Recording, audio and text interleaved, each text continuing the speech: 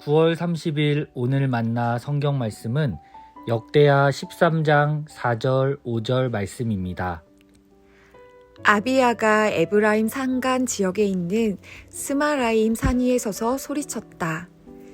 여로보암과 온 이스라엘은 내가 하는 말을 들어라. 주 이스라엘의 하나님께서 다윗과 소금으로 파기될 수 없는 언약을 맺으시고 이스라엘을 다윗이 다스릴 나라를 영원히 그와 그의 자손에게 주신 것을 너희들 모를 리가 없을 것이다. 아멘.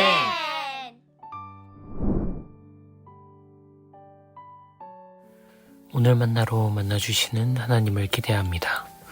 분열왕국 남유다의 세 번째 왕 아비야가 등극합니다. 르호보암과 마아가 사이에서 태어난 아비야는 3년이라는 짧은 제의 기간 동안 남왕국을 통치합니다.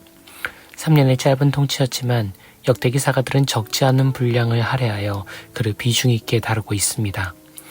분열왕국 초반 중대 사건인 여로보암 아비야 전쟁이 그의 재임기에 발발하였기 때문입니다. 남왕국 유다와 북왕국 이스라엘은 분열 이후 크고 작은 충돌을 겪어왔습니다.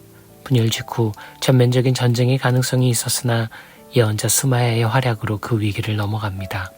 이어 여로보암과 르호보암 사이에서는 국경을 중심으로 여러 차례의 국지전들이 이어집니다. 두 왕국 사이에 물리적 충돌이 잦았으나 승자와 패자의 구분이 무의미한 국정 분쟁의 성격이 강했습니다. 그리고 르호보암의 사후 그의 아들 아비야가 등극하면서 남북왕국은 충돌을 넘은 국가 간 전쟁에 돌입합니다. 양국 모두 왕이 직접 총사령관이 되어 대규모 병력을 동원하는데 남왕국 유다는 40만, 북왕국 이스라엘은 80만이 출병합니다.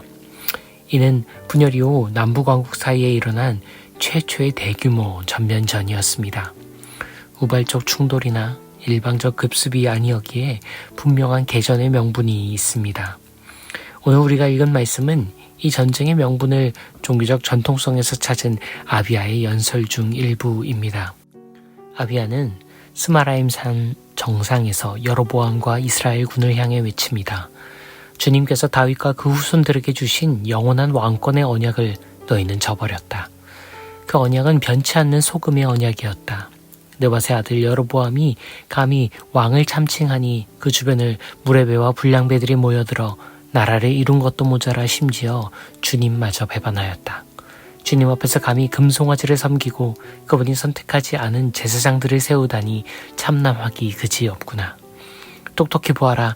주님이 너희를 버리고 우리와 함께 하심이 드러날 것이다. 이 웅장한 연설은 전장에서 그대로 구현됩니다.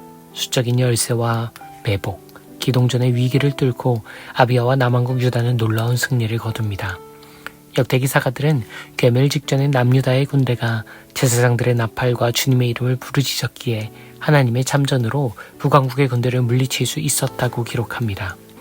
여로보암은 이 전쟁에서 무려 50만 명을 잃고 이날의 패배를 극복하지 못하고 주님의 벌을 받아 죽음에 이르렀다고 전해집니다.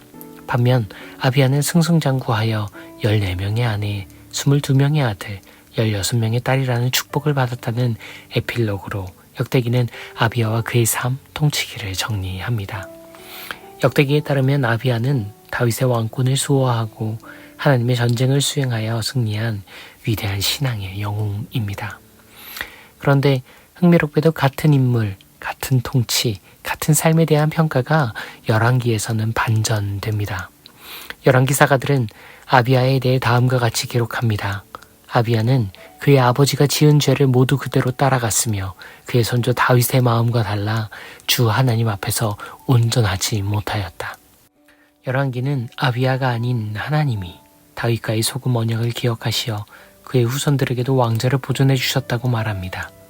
역대기에서 다윗 왕자 소금 언약의 수호자였던 아비야는 열왕기에선 전대의 죄를 계승하여 다윗의 길에서 떠난 악한 왕들 중 하나라는 정반대의 성적표를 받습니다. 그렇다면 아비야는 도대체 어떤 인물이었을까요? 그는 다윗 언약의 신실함을 따라 열세였던 전쟁을 승리로 이끈 왕이자 축복을 받아 번역을 누린 이였을까요? 아니면 범죄와 오만으로 어긋난 삶과 불의한 통치를 이어간 왕이었으나 다윗 언양에 기생하여 왕위를 유지한 이였을까요? 이 극과 극의 평가 속에서 혼란을 느끼실 수도 있겠지만 저는 의외로 답은 아주 간단할 수도 있다고 생각합니다. 아비야는 양자 모두에 해당하는 인물이었을 겁니다. 아비야는 불리한 전쟁을 위대한 명분으로 승리한 인물이었습니다. 그의 선전포고 연설에는 분명 그의 진심이 담겼을 겁니다. 거시적으로 아비야는 위대한 승리의 사람입니다. 하지만 동시에 아비야는 불의한 신앙인이자 실패한 통치자였습니다. 전쟁은 이겼을지 모르지만 주님의 법도를 지키고 약자를 보호하며 공의를 살아내는 데는 놀라울 정도로 실패한 인물이었던 겁니다. 고작 3년이라는 현저하게 짧은 재위기간, 엄청난 대승이라는 성취에도 불구하고 그가 받은 평가가 열왕기의 그것과 같다면 미시적으로 아비야는 참담한 패배의 사람의 다름 아닙니다.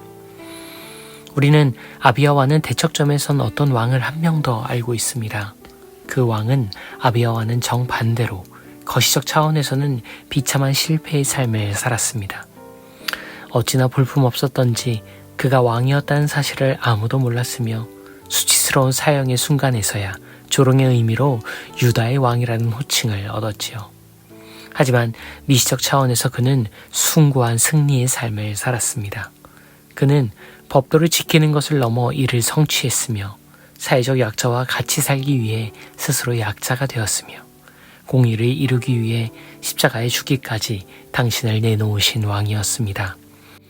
그는 다윗의 소금 언약은 거시적 전쟁의 승리가 아닌 미시적 일상의 사랑을 통해서만 지켜낼 수 있음을 증명하신 다윗 언약의 진정한 성취이셨습니다. 역대기의 아비야도 열왕기의 아비야도 모두 아비야입니다. 우리가 이 극단의 양자를 한 사람으로 이해할 수 있는 가장 주요한 이유는 우리 역시 아비야와 똑같은 모순을 한 인생 속에서 살아내고 있기 때문일지도 모릅니다. 우리 삶에 승리와 패배가 공존합니다. 그러니 어쩌면 중요한 것은 승리나 패배 그 자체라기보다 우리가 어디에서 승리하길 원하는지, 우리가 어디에서 패배하고 있는지를 제대로 아는 것일지도 모릅니다. 여러분이 진정 승리하길 원하는 전장은 어디입니까? 이를 위해 끝끝내 패배해야만 하는 전장은 또 어디입니까? 오늘 여러분은 어떤 전쟁을 치르고 계십니까? 주님, 당신과 함께 승리해야 할 전쟁은 혈과 육의 전장이 아님을 압니다. 위대하게 승리하면서 은밀하게 패배하는 아비야의 전쟁이 아닌 십자가로 패배하여도 부활하여 승리하는 당신의 전쟁을 치르게 하소서. 다윗조차 지키지 못한 다윗의 길을 성취하신 소금 언약의 살아있는 보증, 그리스도 예수님의 이름으로 기도합니다. 아멘. 이제 두 가지 제목으로 기도합니다.